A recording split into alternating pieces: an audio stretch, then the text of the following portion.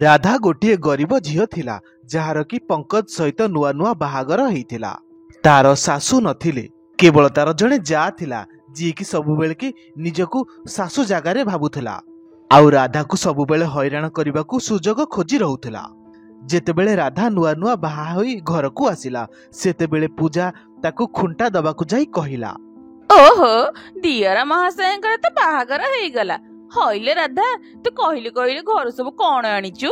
कौन भाउज तमे भी कबाट पाखरु आरंभ हो गल? अरे भाउज आमको तो प्रथम घर भीतर को आसबाक दियो। अरे मु तुमको घर को आसिया कौन अटकईची? मते तो चौदिगरे किछि देखा गलानी, सेइथिपई पचारि देली। माँ मते ई रामायण बही देइची। धियर तम पाखरु एया ही आशा थिला। जदि तमे मो पसंदर झील को बाहाई थांत ताहले से 9 लक्षर हार धरिकी आसी थांता। 9 लक्षर हार ठारू भी बहुत मूल्यवान एई रामायण बही भाउज। ए रामायण बही रे सीता अछंती। पूजा मुह मोड़िकी सेठारू चली गला। राधा को तार व्यवहार बहुत अद्भुत लागिला, किंतु पंकज ताकू आश्वासन देला। पूजा सबु बेले राधा को नीचा देखौथला। कौन ले राधा तू एपर्यंत मो पाद छोइनु? मु तोठु बड़ जानिछु ना नहीं? हाँ दीदी एई एबे पूजा करिकी छोइयाकू जाउथिली। थाउ थाउ थाउ मो लागि तो गोटे साड़ी भी आनी पारिलुनु। आउ तू मते सम्मान कोन दबु? किंतु दीदी थाउ थाउ जल्दी मो लागि खाइयाकू तयारी कर, मते भोक कलानी।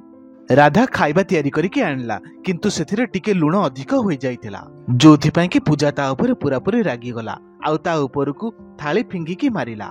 अले तते तो खाइया बनेबा भी तयारी आसुनी, तू केंदी जानिबु खाइया केंदी तयारी करा जाए? तम भली लोक गुडा तो खाली डाली रोटी खाइयाकू योग्य, तमे पनीर रो मुह भी केबे देखिछो? सेइथि पई तू एथिरे लुण अधिक कर देइछु।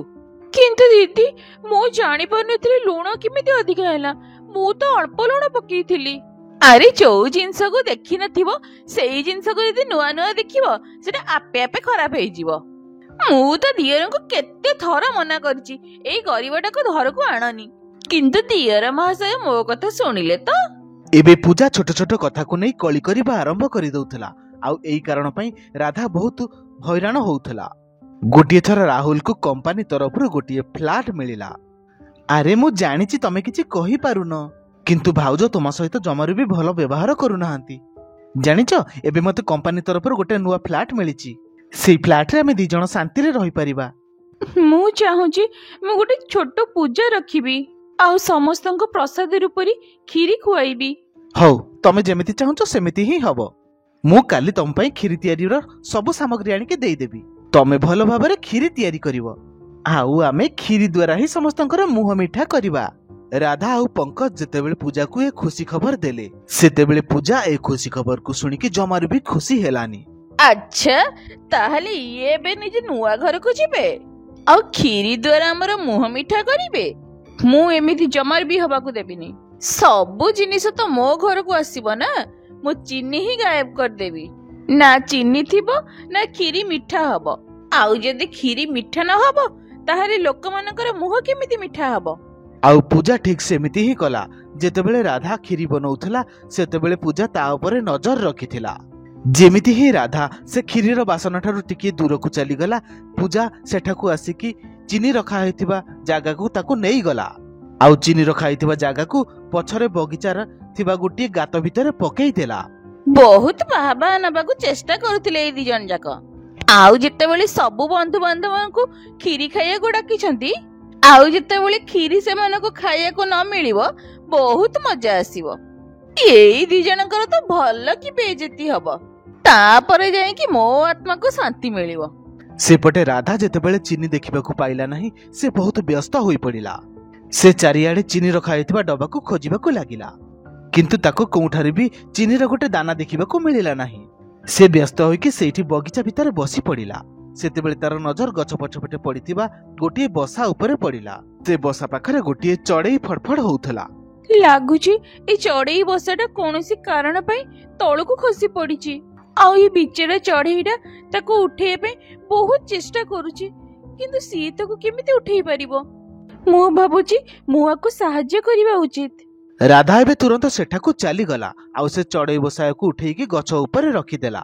चढ़ईटी ताकू धन्यवाद देउ देउ कहिला, ତମେ ମତେ ବହୁତ ସାହାଯ୍ୟ କରିଛ, ମୋ ପିଲାମାନଙ୍କୁ ରକ୍ଷା କରିଛ। ତମେ ଯଦି ଏ ବସାକୁ ଗଛ ଉପରେ ରଖିନଥାନ୍ତ ତାହେଲେ ମୋ ପିଲା ମରି ଯାଇଥାନ୍ତେ। ତମର ଏହି ଉପକାର ମୁଁ କେମିତି ସୁଝି ପାରିବି? ଏଇଟା ତ ମୋ କର୍ତ୍ତବ୍ୟ ଥିଲା। ଯେ ପର୍ଯ୍ୟନ୍ତ ତମେ ମତେ ସାହାଯ୍ୟ କରିନଥିଲ ସେ ପର୍ଯ୍ୟନ୍ତ ମୁଁ ଲୁହ ଝରଉଥିଲି। ମୋର ଲୁହ ବାହାରି ବାହାରି ଏଇଠି ଲୁଣ ଜମା ହେଇଯାଇଛି। ତମେ ୟାକୁ ନେଇଯାଅ ଆଉ ନିଜ କ୍ଷୀରିରେ ପକେଇ ଦିଅ।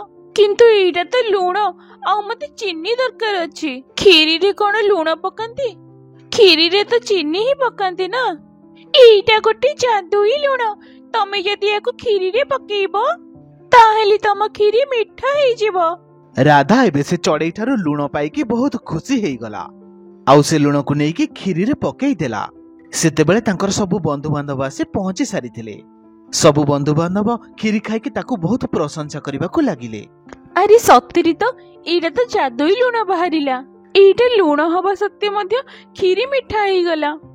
ସବୁ ଲୋକମାନଙ୍କୁ କ୍ଷୀରି କେତେ ପସନ୍ଦ ଆସୁଛି। ଆରେ ଇଏ କଣ? ଏ କ୍ଷୀରି ତ ଜମାରୁ ବି ଶେଷ ହଉନି। ସେତେବେଳେ ତାଙ୍କ ଘରକୁ ଆସିଥିବା ବନ୍ଧୁବାନ୍ଧବ ମାନଙ୍କର ଜଣକ ପୁଅକୁ ସାପ କାମୁଡି ଦେଲା। ରାଧା, ତୁ ଏ କେମିତିକା କ୍ଷୀରି ଖୁଆଇଲୁ? ମୋ ପୁଅକୁ ସାପ କାମୁଡିକି ଚାଲିଗଲା। ତୋର ଏ ଘର ତ ପୁରାପୁରି ଅଶୁଭ। ଏଇନେ ମୁଁ ତ କ୍ଷୀରି ଖାଇବିନି। ମୋ ପୁଅ। ରାଧା ଯେତେବେଳେ କଥା ଜାଣିବାକୁ ପାଇଲା ଯେ ସେ ପିଲାଟିକୁ ସାପ କାମୁଡି ଦେଇଛି, ସେତେବେଳେ ସେ ନିଜ ହାତରେ ସେ କ୍ଷୀରିକୁ ଧରିକି ପିଲା ଆଡକୁ ଦୌଡ଼ିଲା। ଆଉ ସେତେବେଳେ ସେ ଜାଗାରୁ କ୍ଷୀରି ଉଛୁଳିକି ସେ ପିଲାର ସାପ କାମୁଡିଥିବା ଘା ଜାଗାରେ ପଡିଗଲା, ଯୋଉ ଜାଗାରେ କି ପିଲାଟିକୁ ସାପ କାମୁଡିଥିଲା। ଆଉ ଏମିତି ହବା ମାତ୍ରେ ପିଲାଟିକୁ ହୋସ ଆସିଗଲା। ଆରେ ଏଇଟା ତ ଚମତ୍କାର ହେଇଗଲା। ମୋ ପୁଅକୁ ସାପ କାମୁଡିଥିଲା ଆଉ ସିଏ ତ ଏବେ ପୁରାପୁରି ଠିକ ହେଇଗଲା। ଏ କେମିତି ହେଲା? ଆଉ ସେତେବେଳେ ତାର ନଜର ପିଲାଟିର ପାଦ ଉପରେ ପଡିଲା, ଯୋଉ ଜାଗାରେ କି କ୍ଷୀରି ପଡିଥିଲା। ଏ କ୍ଷୀରି ତ ସତରେ ଗୋଟେ ଚମତ୍କାରୀ କ୍ଷୀରି। ବିଷ ଉପରେ କ୍ଷୀରି ପଡିବା ମାତ୍ରେ ବିଷ ନଷ୍ଟ ହେଇଗଲା। ଭଉଣୀ ରାଧା, ମୁଁ ତମକୁ ଅଯଥାରେ ଗାଳି କରୁଥିଲି।